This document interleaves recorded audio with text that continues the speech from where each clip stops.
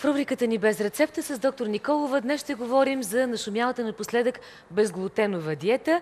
Много дори медицински изследвания в последно време говорят за вредите, които глутенът причинява.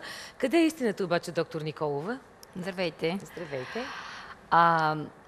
Истината е някъде по средата. Аз смятам, че наистина трябва да се спазва баланс по отношение на храненето и наистина много нови публикации се направиха и проучвания, които обаче не смятам, че са много добре оформени от медицинска гледна точка и издържани от научна гледна точка по отношение неглутеновата ентеропатия, така нареченото, когато имаме наистина реална непоносимост към глутена и тя се открива и най-често в ранна детска възраст, а към глутеновата непоносимост.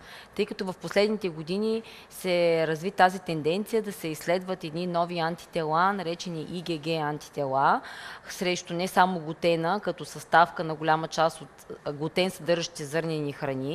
Всъщност глутена се съдържа, да кажем къде може би, защото това хората ги интересува. Какво представлява, къде се съдържа? Глутена е растителен белтък.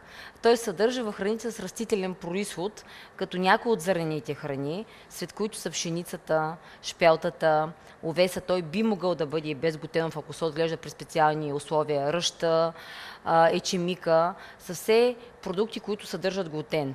Обаче проблема с глутена е, че не само, че съдържа зърнените храни, той може да бъде употребен и вложен и като хранителна добавка към храната с цел да се подобрят качествата на дадения хранителен продукт. Всъщност глутена съдържа два основни протеина – глутеин и глиадин, и той дава качеството на продукта хляб, той да бъде по-пухкав, да бъде по-еластично брашното.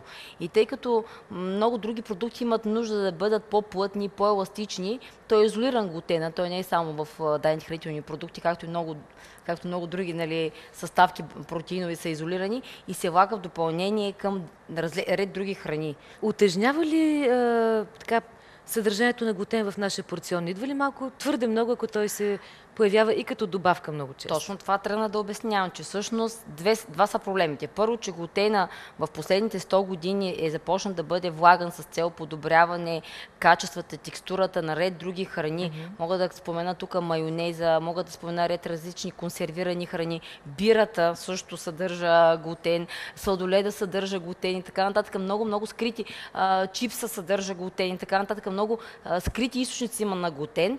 И другия основен проблем е, че храните, знаете, зърнените храни, например пшеницата, търпи генна модификация. И по-настоящем се използват такива сортове пшеница, които съдържат до 2 пъти повече глутен, отколкото натуралната пшеница. И така ние бавно и постепенно сме увеличили 2 или дори 3-кратно консумацията на глутен. Как обаче да избираме храната си тогава? Да си поговорим и да се обърнем към доктор Паскалев. Във връзка с това, което си говорим, хранителни ограничения, диети, орторексия, всъщност дори беше така названието на тази маниакалност към храните. Може ли наистина хранителните нарушения да увредят бъбреците?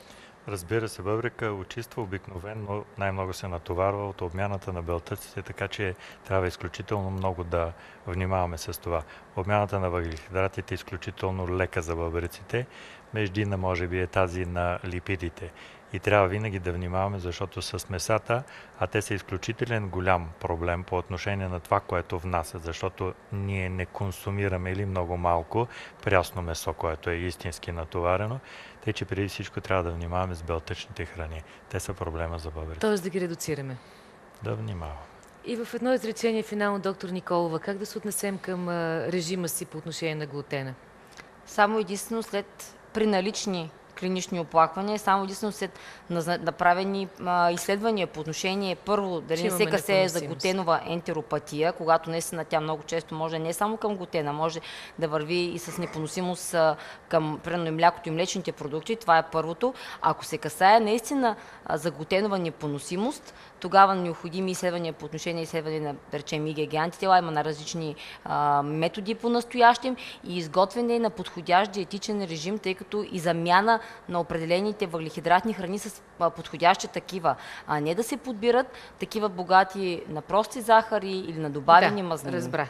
И да не се прекалява с протеина, тъй като тук мисля, че сме на абсолютно едно също мнение с така нашумелите хиперпротеинни диети. Аз предлагам да продължим темата по един много вкусен начин, защото сега ще ви препоръчам една книга. Тази избрахме с много вкусните рецепти на Жак Пепен. Там се съмнявам да има само безглутенови рецепти, даже изобщо да има безглутенови рецепти, но нищо не пречи да проверим заедно.